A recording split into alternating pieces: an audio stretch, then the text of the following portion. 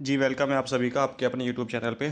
आप सभी की डिमांड है M4R5 को लेके, तो M4R5 के 6 चैप्टर हैं M4R5 में, ठीक है। 6 के 6 चैप्टर इस वीडियो में रिवीजन के तौर पे हम यहाँ पे पढ़ने वाले हैं, ताकि कोई क्वेश्चन अगर आपके एग्जाम में इस वीडियो से आ जाता है तो आप उसको सही करके आएँ और आपका अच्छे ग्रेड से पास हो जाते हैं आप, ठीक है। तो देखिए एक बार नज़र डाल लीजिए जो इसका सिलेबस है। M4R5 का 6 चैप्टर है। Introduction to internet of things, application, devices, protocol and micro controller model. दूसरा चैप्टर है things and connection. Third chapter sensor, actuator and micro controllers है। फोर्थ चैप्टर है building of IoT application. 5 chapter security and future of IoT system ecosystem. और 6 number पे जो है soft skill personality development. Important chapter है। 25 number के question आते हैं इसमें से, ठीक है, जो छठा चैप्टर है आपका। तो देखिए क्वेश्चन नंबर फर्स्ट है, चैप्टर फर्स्ट का question number first. What is full form of IoT? IoT का फुल फॉर्म होता है इंटरनेट ऑफ थिंग्स। IoT का फुल फॉर्म क्या होता है? इंटरनेट ऑफ थिंग्स होता है। अगर पूछे डबल IoT तो इंडस्ट्रियल इंटरनेट ऑफ थिंग्स हो जाता है, ठीक है। अगर डबल IoT पूछेगा तो उसका हो जाता है इंडस्ट्रियल इंटरनेट ऑफ थिंग्स हो जाता है, ठीक है। नेक्स्ट है आपका इंटरनेट ऑफ थिंग्स टर्म का इस्तेमाल सबसे पहले कब किया गया था? तो 1999 में। IoT टर्म का इस्तेमाल सबसे पहले 1999 में किया गया था। ये आपको याद रखना है। और किसके द्वारा? तो केविन एस्टन के द्वारा। किसके द्वारा? केविन एस्टन के द्वारा इसका यूज़ किया गया था। थर्ड क्वेश्चन यही है आपका, इंटरनेट ऑफ थिंग्स टर्म का इस्तेमाल सबसे पहले किसने किया था? तो यहाँ पे राइट आंसर होने वाला है क्या? केविन एस्टन होने वाला है, ऑप्शन नंबर डी। नेक्स्ट है क्वेश्चन नंबर 4 है, यह विभिन्न प्रकार की डिवाइसेस का आपस में एक कनेक्शन है जो डेटा को सेंस एवं एनालाइज करते हैं और नेटवर्क पर एक दूसरे के साथ कम्युनिकेट करते हैं। तो ये IoT को सिस्टम हो जाएगा इसका right answer, option number B. 6 number पे है, ये डिवाइसेस विभिन्न प्रकार की डिवाइसेस से इन नेटवर्क के माध्यम से कनेक्ट होती है। यानी कौन से नेटवर्क के माध्यम से कनेक्ट होती है? Ethernet, GPS, wifi, RFID, fibre optic network या उपरोक्त सभी। तो राइट आंसर में लगाएंगे आप उपरोक्त सभी, ऑप्शन नंबर डी। उनका मुख्य कार्य है, यानी 4 ऑप्शन में से ऐसा कौन सा ऑप्शन है जिसका मुख्य कार्य है आसपास से आवश्यक डेटा को इकट्ठा करके उस डेटा को डेटाबेस के पास या एक प्रोसेसिंग सिस्टम के पास भेजना होता है? तो वहाँ पर राइट आंसर हो जाता है सेंसर। क्या हो जाता है? सेंसर आपका राइट आंसर हो जाता है। सेकंड है, उनका मुख्य कार्य प्रोसेस किए गए डेटा को रूट करके उसके उपयुक्त इस्तेमाल के लिए डेटाबेस या नेटवर्क पर भेजना होता है। तो गेटवे कहते हैं उसे। उसे क्या कहते हैं? गेटवे कहते हैं। वे यूज़र को डेटा से इंटरेक्ट करने के लिए इंटरफेस प्रदान करते हैं। एप्लीकेशन इसका right answer option number C, यानी एप्लीकेशन है, ठीक है। वे यूज़र को डेटा से इंटरेक्ट करने के लिए इंटरफेस प्रदान करते हैं। उनका मुख्य कार्य है सेंसर द्वारा इकट्ठा किए गए रॉ डेटा को प्रोसेस कर उसे अर्थपूर्ण मीनिंगफुल इंफॉर्मेशन में चेंज करना होता है। उसे कहते हैं प्रोसेसर। इसका राइट आंसर हो जाएगा आपका प्रोसेसर। डबल IoT का full form industrial internet of things, मैं आपको बता चुका हूँ, ऑप्शन नंबर डी, ठीक है। माइक्रो कंट्रोलर IoT डिवाइस का दिमाग होता है, ये आपका ट्रू हो जाएगा, पूछ सकता है आपसे। बाकी ट्रू फॉल्स के क्वेश्चन है, ट्रू फॉल्स के क्वेश्चन आपके एग्जाम में आते नहीं है। आर्डिनो UNO में प्रयोग किया जाने वाला माइक्रो कंट्रोलर है एटमे का 328P। पी का मतलब क्या होता है? कमेंट बॉक्स में लिखेंगे। एटमे का 328P में पी का मतलब पिको पावर होता है या पिक्सल होता है? कमेंट बॉक्स में बताइएगा। पी का मतलब दोनों में से कोई एक होता है। What is full form of MQTT? Message queuing telemetry transport. MQTT का फुल फॉर्म होता है, option number B right answer हो जाएगा इसका, ठीक है। और नीचे है आर्डिनो किस देश की कंपनी है? तो इटली। ऑप्शन नंबर हम क्या लगाएंगे इसमें? ऑप्शन नंबर ए लगाएंगे, इटली, ठीक है। आर्डिनो इटली की कंपनी है। IoT में क्या चुनौती है? जो IoT है इसमें क्या चुनौती है? ऊर्जा उपभोग, सुरक्षा, नेटवर्क संकुलन या ऑल ऑफ दिस। तो right answer option number D हो जाएगा, ऑल ऑफ दिस। WSN का full form wireless sensor network होता है। WSN का फुल फॉर्म क्या होता है? Wireless sensor network, option number B लगाएंगे। क्लाउड IoT संरचना का भाग है, ये आपका सही हो जाएगा। आर्डिनो IDE वातावरण प्रदान करता है, ये आपका सही हो जाएगा, ठीक है। आपके एग्जाम में क्वेश्चन मैचिंग में आ सकता है, तो ध्यान से पढ़ लीजिए इसको। आर्डिनो केवल डिजिटल इनपुट पोर्ट प्रदान करता है, ये आपका गलत है। ये आपका क्या हो जाएगा? गलत हो जाएगा, ठीक है। IoT तारयुक्त और बेतार यानी वायरलेस संचार दोनों को सपोर्ट कर सकता है या करता है, ये भी आपका सही हो जाता है।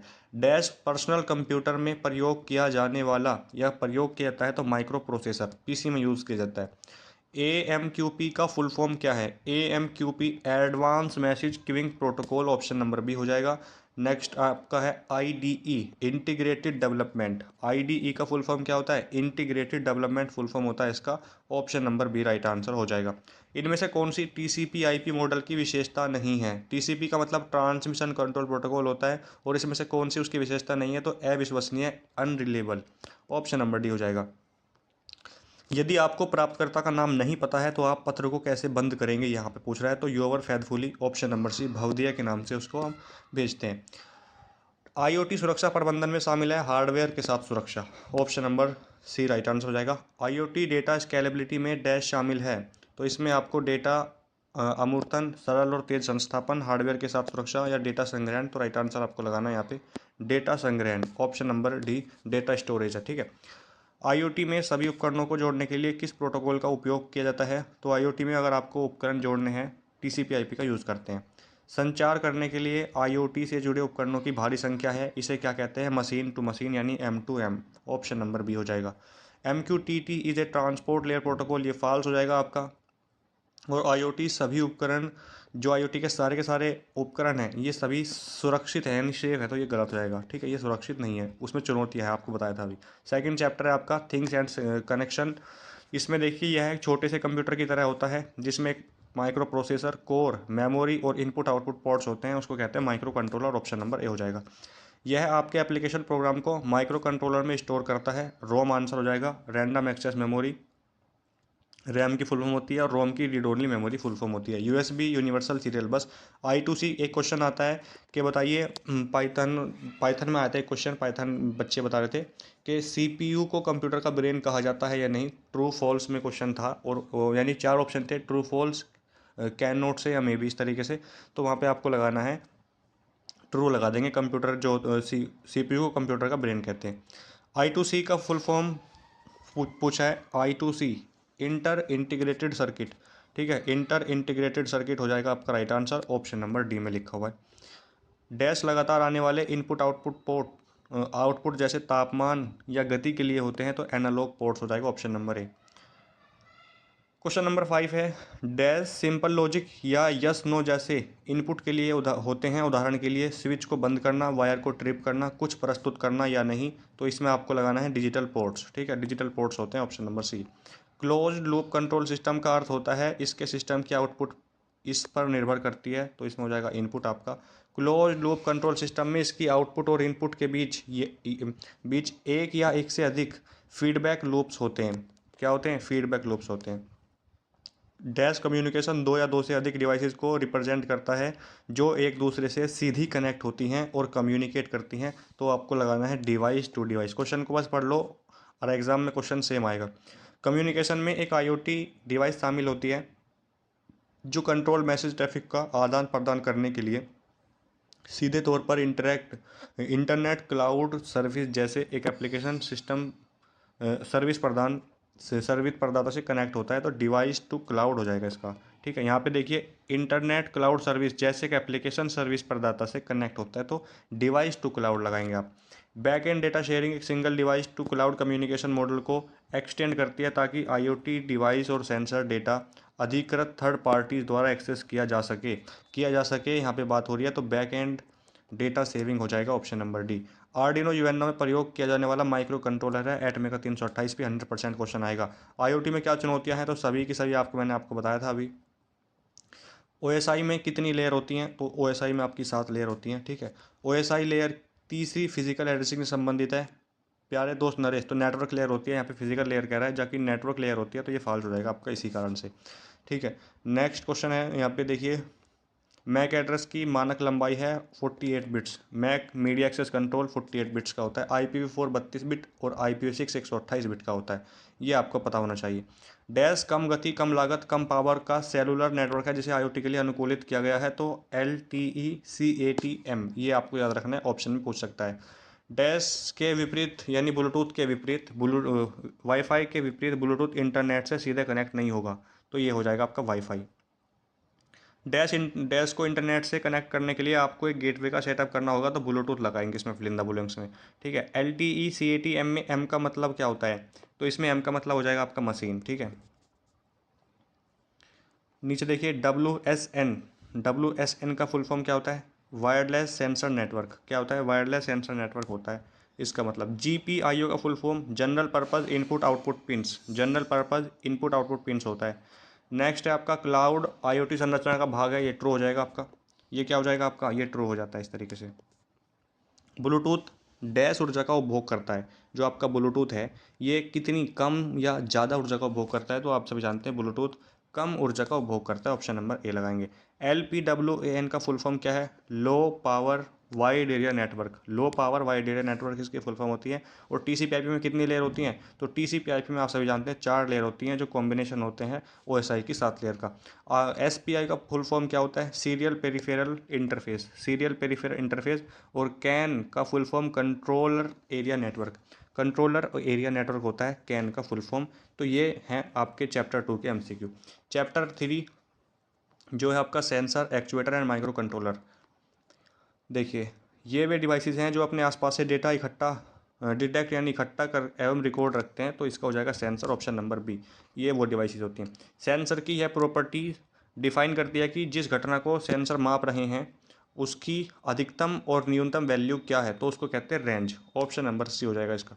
सेंसर की यह प्रॉपर्टी डिफाइन करती है कि माप के लिए जानने वाले पैरामीटर में न्यूनतम बदलाव कितना होना चाहिए ताकि आउटपुट सिग्नल में बदलाव डिटेक्ट किया जा सके, तो सेंसिटिविटी हो जाएगा, ऑप्शन नंबर है। इसकी पीडीएफ अगर आपको चाहिए तो व्हाट्सएप पे आपको मिल जाएगी 8505848968। मैसेज कीजिएगा, उस पर आपको वहाँ पे M4R5 लिखना मिल जाएगी पीडीएफ आपको फ्री में। इन सेंसर को अपने वातावरण को मॉनिटर करने के लिए बाहरी पावर स्रोत की ज़रूरत नहीं होती है, तो उसको होता है पैसिव। अगर बाहरी पावर की ज़रूरत होती है तो एक्टिव होगा, अगर नहीं होती है तो पैसिव होगा। जैसे यहाँ पे क्वेश्चन नंबर 5 में देखिए कि बाहरी पावर, क्वेश्चन सेम है। सेंसर को अपने वातावरण को मॉनिटर करने के लिए बाहरी पावर स्रोत की ज़रूरत होती है, तो एक्टिव वहाँ पे आपको आंसर लगाना है। वहाँ पे आंसर क्या लगाना है? आपको एक्टिव लगाना है। ये सेंसर कंटिन्यू सिग्नल उत्पन्न करते हैं, तो वहाँ पे आपको लगाना है एनालॉग, ऑप्शन नंबर बी। ठीक है, नीचे है ये सेंसर डिस्क्रीट सिग्नल उत्पन्न करते हैं, तो ये है आपका डिजिटल, ऑप्शन नंबर सी। और नीचे अगर हम चले, क्योंकि ट्रू फॉल्स के क्वेश्चन आपके एग्जाम में आएंगे नहीं, टाइम वेस्ट करने से कोई फ़ायदा नहीं है। ये सेंसर एक स्रोत से उत्पन्न होने वाली उष्ण ऊर्जा को मापते हैं, तो temperature, option number D. Question number 15 में है डैश सेंसर गैसों और तरल पदार्थों में होने वाले बदलावों को पहचानता है, तो इसमें आपको लगाना है प्रेशर सेंसर। क्या? Pressure sensor, option number B. एक सोलेनाइड खास तौर पर डिज़ाइन की गई इलेक्ट्रोमैग्नेट है, ठीक है। ये सेंसर गति की कोणीय दर को मापते हैं, जिसे अक्सर एक धुरी पर गति और रोटेशन की माप के रूप में परिभाषित किया जाता है, तो जाइरोस्कोप हो जाएगा इसका, ऑप्शन नंबर ए। डैश एक आईसी है जिसके अंदर केवल सीपीयू होता है, तो माइक्रो प्रोसेसर हो जाएगा इसका, ठीक है, माइक्रो प्रोसेसर। और रेस्ट, MQTT, COAP, स्टॉर्म और SMS IoT के प्रसंग में इस्तेमाल होने वाले कुछ प्रसिद्ध आउटबाउंड प्रोटोकॉल होते हैं, ठीक है। ये सारे क्या है? प्रोटोकॉल है। डैश प्रोग्रामर को कई इंस्ट्रक्शन बजाय एक ही इंस्ट्रक्शन इस्तेमाल करने की अनुमति देता है, CISC, ठीक है। 16 बिट का माइक्रो कंट्रोलर केवल 8 बिट का इस्तेमाल कर सकता है, जिसका फलस्वरूप जो अंतिम रेंज उत्पन्न होती है वह 0 से लेके 65,535 तक हो सकती है, ठीक है। 65535। 8 बिट का माइक्रो कंट्रोलर केवल 8 बिट्स का इस्तेमाल कर सकता है, जिसका फलस्वरूप जो अंतिम रेंज उत्पन्न होती है वो 0 से 255 तक है। माइक्रो प्रोसेसर की क्लॉक स्पीड माइक्रो कंट्रोलर की तुलना में हाई यानी तेज़ होती है। और उसके बाद है आपका माइक्रो कंट्रोलर एक छोटा, कम लागत और अपने आप में पूर्ण एक चिप कंप्यूटर होता है, जो कि एम्बेडेड सिस्टम की तरह प्रयोग किया जा सकता है, तो इसमें आएगा एम्बेडेड सिस्टम आपका। 27 नंबर क्वेश्चन में है डैश के सबसे पहले कार्यों में से एक है डेटा को ट्रांसफ़र और नॉर्मलाइज करना, तो हो जाएगा गेटवे आपका, ठीक है। डैश क्या रखे? एक माइक्रो कंट्रोलर के पास एक सीपीयू यानी सेंटर प्रोसेसिंग यूनिट, साथ में कुछ निर्धारित संख्या में रैम और रोम और अन्य पेरिफेरल हैं, जो सभी एक सिग्नल चिप में एम्बेडेड होते हैं, शामिल होते हैं। हर सेंसर और एक्चुएटर एक डैश से जुड़ा होता है, जो पहले से डिफाइन इंस्ट्रक्शन सेट की सहायता से डेटा या कंट्रोल स्विच हासिल करने के लिए जिम्मेदार है, तो माइक्रो कंट्रोलर लगाएंगे इसमें आप। उसके बाद है सेंसर क्या है, इंपॉर्टेंट क्वेश्चन है। तो सेंसर में आप क्या, सेंसर भी डिवाइस होती हैं जो अपने आसपास से डेटा को इकट्ठा और डिटेक्ट करती हैं। रिले क्या है? रिले एक इलेक्ट्रिकली चालित स्विच होता है। डैश टैग डिवाइस स्मार्टफोन पहचान करने में उपयोगी है, तो RFID और NFC। माइक्रो प्रोसेसर डैश में यूज़ किया जाता है, तो पर्सनल कंप्यूटर में यूज़ किया जाता है आपका, इसका राइट आंसर हो जाएगा पर्सनल कंप्यूटर, अगर माइक्रो प्रोसेसर की बात आती है तो। इथरनेट डैश में प्रयोग किया जाता है, तो तारयुक्त संचार में प्रयोग किया जाता है। और उसके बाद ब्लूटूथ डैश में प्रयोग किया जाता है, बेतार संचार में, वायरलेस। DC का मतलब होता है डायरेक्ट करंट, ठीक है। DC का मतलब क्या होता है? डायरेक्ट करंट होता है। और उसके बाद DC का मतलब होता है direct current. DC electronic project में इस्तेमाल होने वाला सबसे महत्वपूर्ण और एक्चुएटर है। LDR कह रहा है कि LDR क्या है, तो LDR आपका एक सेंसर है, ठीक है। LDR क्या है, एक सेंसर है। उसके बाद है माइक्रोवेव डैश संकेत है, तो बेतार, ठीक है।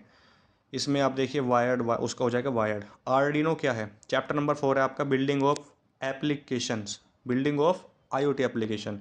आर्डिनो क्या है, अब आप यहाँ पे देख सकते हैं आर्डिनो ओपन सोर्स प्रोग्राम किया जा सकने वाला सर्किट बोर्ड है। यहाँ पे आप सर्किट बोर्ड को देख भी सकते हैं, ठीक है, आपके सामने यहाँ पे है आर्डिनो। ये है आर्डिनो UNO R3 जो आपके सिलेबस में है, ठीक है। उसके बाद है आर्डिनो को किस वर्ष में प्रस्तावित किया गया, तो 2005 इसका राइट आंसर है, 2005। इतना समय नहीं है कि यहाँ पे आपको भी एक्सप्लेनेशन में भी समझाया जाए, क्योंकि आपके पास समय बहुत कम है, 1-2 दिन बाद आपके एग्जाम हो सकते हैं, 6-7 को हो सकता है। तो इसलिए सिर्फ जैसे मैं बता रहा हूँ यहाँ पे आप ऐसे क्वेश्चन को देख लीजिए और ऑप्शन देख लीजिए, बस एग्जाम में आएगा तो ऑप्शन के साथ आ सकता है, ऑप्शन चेंज हो सकते हैं लेकिन क्वेश्चन चेंज नहीं होगा। आर्डिनो को किसके द्वारा प्रस्तावित किया गया था, तो मसिस्मो बेंजी, ऑप्शन नंबर बी। सबसे प्रसिद्ध आर्डिनो बोर्ड में से एक है आर्डिनो UNO, इसका आप लगाएंगे आर्डिनो UNO, ठीक है। वॉइड सेटअप, जिन चीज़ों को सेट करना ज़रूरी है, सेट होना ज़रूरी हर या उन्हें सेट करता है फिर दोबारा नहीं होता, उनको रिपीट नहीं करता, ये हो जाएगा ट्रूथ, वॉइड सेटअप, ठीक है। और एक होता है वॉइड लूप, ये रिपीट करता है, ठीक है, ये ऑफ नहीं कर दिया जाता। इसमें वे इंस्ट्रक्शन होती हैं जो तब तक बार बार रिपीट होती हैं जब तक बोर्ड को ऑफ नहीं कर दिया जाता है, वे रिपीट होती रहती हैं। इसका हो जाएगा true, void setup void loop से क्वेश्चन आते हैं ज़रूर आपके एग्जाम में, ठीक है। जब आप स्केच को अपलोड करते हैं तो वह डिफ़ॉल्ट रूप से वेरीफाई नहीं किया जाता, ये फॉल्स हो जाएगा, वेरीफाई किया जाता है। AREF का फुल फॉर्म एनालॉग रेफरेंस, ठीक है, इसका मतलब क्या होता है, एनालॉग रेफरेंस इसकी फुल फॉर्म होती है। आर्डिनो में मुख्य रूप से इस्तेमाल होने वाली प्रोग्रामिंग भाषा है सी लैंग्वेज। ये डिवाइसेस आपको आर्डिनो प्रोजेक्ट को सर्किट पर बिना स्थायी रूप से सोल्डर किए हुए प्रोटोटाइप करने की अनुमति देता है, तो इसका आपको लगाएंगे स्लाइस बोर्ड। क्या लगाएंगे इसमें आप, स्लाइस बोर्ड लगाएंगे। जब आप एक बार जब ब्रेड बोर्ड पर सर्किट बन जाता है तो आपको प्रोग्राम को अपलोड करना पड़ता है, जिसे क्या कहते हैं, स्केच, ठीक है। प्रोग्राम को जो अपलोड करते हैं उसको क्या कहते हैं, उसे स्केच कहते हैं। IDE का full form integrated development environment. हर आर्डिनो स्केच में प्रोग्राम के दो मुख्य भाग वॉइड सेटअप और वॉइड लूप, ठीक है, वॉइड सेटअप और वॉइड लूप होते हैं। ग्लोबल वेरिएबल डिफाइन किए जाते हैं सभी फंक्शन के बाहर, सभी फंक्शन के बाहर। ग्लोबल वेरिएबल इनकी वैल्यूज को होल्ड करते हैं प्रोग्राम की पूरी लाइफ टाइम के दौरान। सीरियल डॉट प्रिंट क्या करता है, उसी लाइन में प्रिंट करता है। सीरियल डॉट प्रिंट फंक्शन क्या करता है, उसी लाइन में प्रिंट करता है।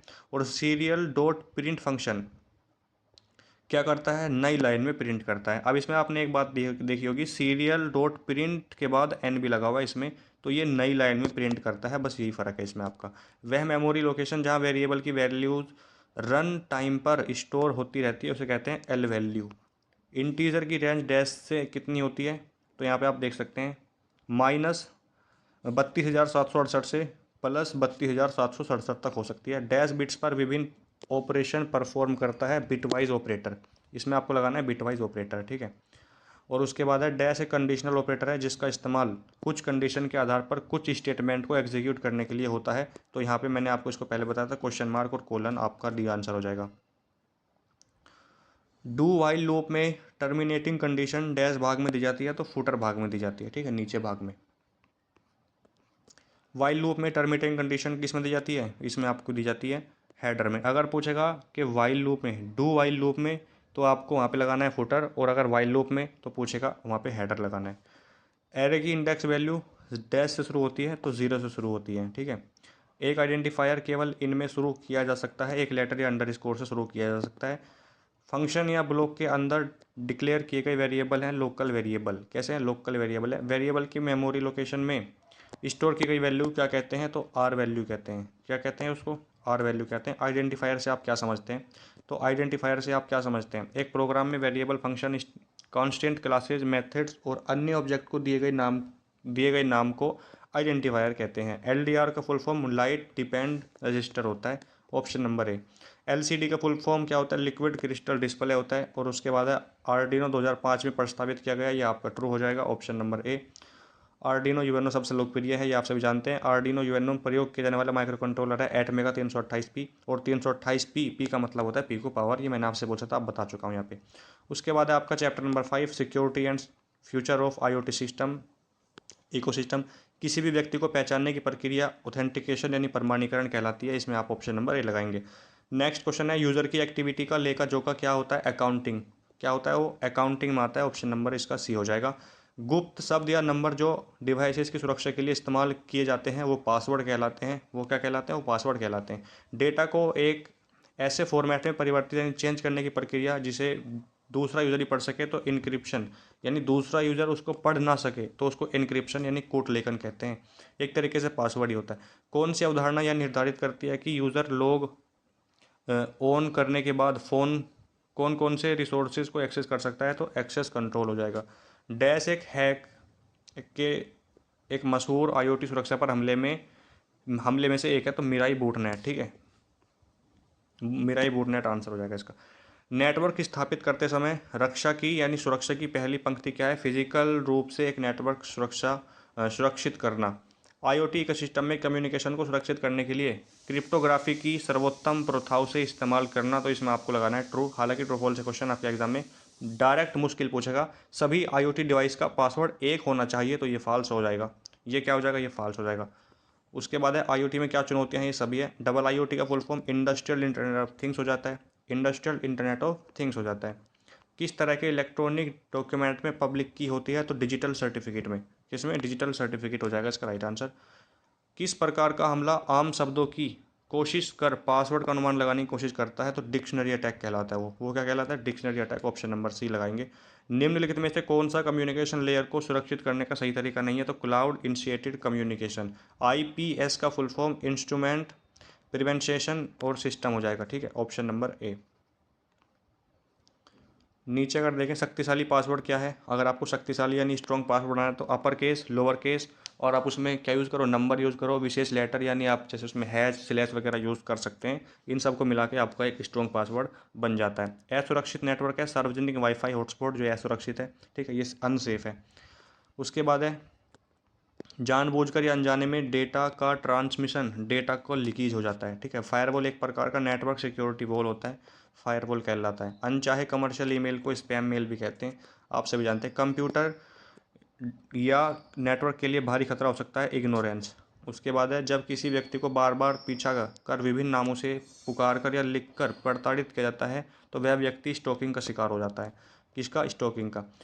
उसके बाद है आपका आर्टिफिशियल इंटेलिजेंस के लिए डैश आमतौर पर इस्तेमाल होने वाली प्रोग्रामिंग भाषा नहीं है, तो पर्ल हो जाएगा इसका राइट आंसर। हमें अपना पासवर्ड अपने कुत्ते के नाम पर रखना चाहिए, तो ये फॉल्स हो जाएगा, उसको हैक हो सकता है वो। आईओटी का full form internal of things, ये फॉल्स हो जाएगा। ठीक है, बाकी के आईओटी जो होता है ये कम ऊर्जा का उपभोग करता है या उसको करना चाहिए। ठीक है, अब चैप्टर 6 है आपका लास्ट चैप्टर, ये इंपॉर्टेंट चैप्टर भाई। नगमा अंसारी यहाँ पे नाम लिखा है, इसलिए आप कहेंगे ये नाम क्यों लिखा है? तो ये नाम इसलिए लिखा है कि इन्होंने आंसर दिया था जो क्वेश्चन होमवर्क के लिए पूछा गया था, इसलिए इनका यहाँ पे नाम लिखा है। अपने अंदर की शक्ति जो हमें कुछ करने के लिए प्रेरित करती है तो उसको जागरूकता कहते हैं। उसको क्या कहते हैं? उसे हम कहते हैं जागरूकता, जो हमें कुछ करने के लिए प्रेरित करती है, अंदर से मोटिवेट करती है। वह व्यवहार जो हम नियमित रूप से दोहराते हैं वो आदत हो जाती है, हैबिट हो जाती है हमारी। ये चैप्टर सिंपल भी है और से ज़्यादा क्वेश्चन इसी से आते हैं। पर्सनैलिटी को कई फैक्टर्स में जोड़ सकते हैं जिसको हम पर्सनैलिटी निर्धारक कहते हैं। अपनी समय की भावनाओं को वे किस कारण पैदा हो रही हैं, जो हमारी फीलिंग्स है वो क्यों पैदा हो रही हैं, उनका हमारी सोच और कार्यों पर क्या प्रभाव पड़ेगा, यह समझना होता है भावनात्मक आत्म जागरूकता। क्वेश्चन आया था तनाव क्या है? तनाव यानी टेंशन कह सकते हो। टेंशन क्या है? कैसे एक व्यक्ति अपने पूरे होशो हवास में खुद के चरित्र, भावनाओं और उद्देश्यों और इच्छाओं को जानता और समझता है? तो वो है आत्म जागरूकता। आत्मसम्मान का इस्तेमाल एक व्यक्ति के सम्यक कीमत के संपूर्ण एहसास की व्याख्या करने के लिए किया जाता है, तो ये आपका ट्रू हो जाएगा। ठीक है, ये आपका ट्रू हो जाएगा। बॉडी लैंग्वेज में शरीर के पोस्चर होते हैं जिनसे दृष्टिकोण और भावनाओं को कम्युनिकेट किया जाता है, ये ट्रू हो जाएगा। यानी बॉडी लैंग्वेज होती है आपकी जो इशारों से बात कर लेते हो आप। इशारों का मतलब होता है शरीर के भागों को हिलाकर, हाथ या सिर को हिलाकर किसी उपाय या मायनों की अभिव्यक्ति करना, ये ट्रू है। यानी जैसे आप गर्दन हिला के ऊपर नीचे करते हो, यानी कोई बात सही है, इस तरीके से। तो यहाँ पर वही लिखा हुआ है। सकारात्मक लोगों के पास आमतौर पर निचले दर्जे का आत्मविश्वास होता है क्या? नहीं। नकारात्मक लोगों के पास होता है और सकारात्मक के पास नहीं होता है। ठीक है, हेरिडिटी उन फैक्टर्स को संदर्भित करता है जिन्हें इस अवस्था में पहचाना जाता है, तो गर्भाधान हो जाएगा इसका ऑप्शन नंबर डी। एक व्यक्ति के आसपास लगातार घटित होने वाली चीज़ें यह पहचान करती हैं कि व्यक्ति कैसे व्यवहार करेगा, किस दृष्टिकोण से करेगा और चीज़ों को कैसे देखेगा उसको कहते हैं सामाजिक अनुभव, सामाजिक फीलिंग। इसे व्यवहार और इमोशनल पैटर्न जो कि बायोलीगल और वातावरण के फैक्टर से उत्पन्न होने वाली कैरेक्टर सिस्टम सेट के रूप में डिफाइन किया जाता है, तो उसको कहते हैं पर्सनैलिटी। बी, दो मुख्य प्रकार के प्रेरक होते हैं, मूलभूत और बाहरी। ठीक है, अपनी भावनाओं पर नियंत्रण रखना, अपनी कमजोरियों पर विजय पाना, यह समय को नियंत्रित और प्रेरित करने, अपने पथ पर कायम रहने और सही कार्य करने की क्षमता, इसे आत्म अनुशासन कहते हैं। ठीक है, आत्म अनुशासन आमतौर पर उन लोगों में कम होता है जो कि स्वास्थ्य दिनचर्या बनाए रखते हैं। तो स्ट्रेस टेंशन उन लोगों में कम होती है जो डेली थोड़ा सा एक्सरसाइज वगैरह कर सकते हैं, उनके लिए। डैश विनम्र व्यवहार है, जो दूसरों के लिए विचार, दयालुता और सम्मान के दृष्टिकोण को दर्शाते हैं, तो उसको कहते हैं मैनर्स। इसमें आपको मैनर्स लगाना है। ठीक है, और उसके बाद है आपको डैश लिखने की, टाइप करने की या चिन्ह जैसे लेटर और अंक को प्रिंट करने की जानकारी बजने की क्रिया को रिटर्न कहते हैं। कम्युनिकेशन में ध्वनि, शब्द, भाषा और भाषण शामिल है, तो वर्बल कम्युनिकेशन में। ठीक है, आत्मसम्मान के लक्षण है, यानी निम्न आत्मसम्मान के लक्षण की बात कर रहा है। तो आप इस बात में विश्वास रखते हैं कि दूसरे आपसे बेहतर हैं, तो ये आपको डिमोटिवेट करता है। अपनी तुलना किसी और से आप करते हो कि वो मुझसे अच्छा है या वो मुझसे ज़्यादा अमीर है, ज़्यादा हैंडसम है, तो ये आप अपने आप को डिमोटिवेट करते हो। निम्न आत्मसम्मान के ये लक्षण है। कभी भी अपनी तुलना किसी से नहीं करनी चाहिए। जैसा आपको ईश्वर ने बनाया है, आप सबसे अच्छे हैं और पूरी दुनिया में आप जैसा कोई नहीं है। वे लोग जिनमें कमज़ोर आत्म प्रभावकारिता की भावना होती है, यहाँ पर वे समझते हैं क्या कि मुश्किल कार्य और सिचुएशन इनकी क्षमता से बाहर है। ये समझ लेता है कि हमसे तो होगा ही नहीं है, तो वो लोग कमज़ोर आत्म प्रभावकारिता के लक्षण में आ जाते हैं। इसलिए है एक व्यक्ति का किसी विशेष स्थिति में सफल होने की अपनी क्षमताओं में विश्वास, वो क्या कहलाता है दोस्तों, वो आत्म प्रभावकारिता कहलाता है। टाइम मैनेजमेंट आपकी इसमें मदद कर सकता है। इम्प्रूव योर जीवन में नकारात्मक घटनाएं, इसमें आपकी मदद कर सकता है क्या, लेकिन इम्प्रूव योर परफॉर्मेंस, जो आपका टाइम मैनेजमेंट है वो आपका इम्प्रूव योर परफॉर्मेंस कर सकता है। निम्न आत्मसम्मान के कारक जीवन में नकारात्मक घटनाएं, अगर आप नेगेटिव आपके पास घटनाएं होती रहेंगी तो आपका जो सम्मान है, आत्मसम्मान है, वो निम्न होता जाएगा। निम्न आत्मसम्मान के कारक जीवन के प्रति सकारात्मक दृष्टिकोण, निम्न आत्मसम्मान के कारक। बॉडी लैंग्वेज के संदर्भ में इस प्रकार से हाथ मिलाना आपके विश्वास को जाहिर करता है। जो कड़ा, यानी जब आप किसी से हाथ मिलाते हो तो मजबूती से हाथ मिलाते हो, तो वो आपके प्रति विश्वास और दिखाता है कि हाँ, आप भी उसके प्रति अपना जो आप कह सकते हो एक तरीके से, यानी आप और वो आपके प्रति विश्वास जाहिर करते हैं जब आप कड़ा हाथ मिलाते हैं। यानी आपने किसी से हाथ मिलाया और ऐसे ही हाथ मिला के ऐसे ही ढीला छोड़ दिया, तो मतलब दोनों में कोई अच्छा खास परफॉर्मेंस नहीं है।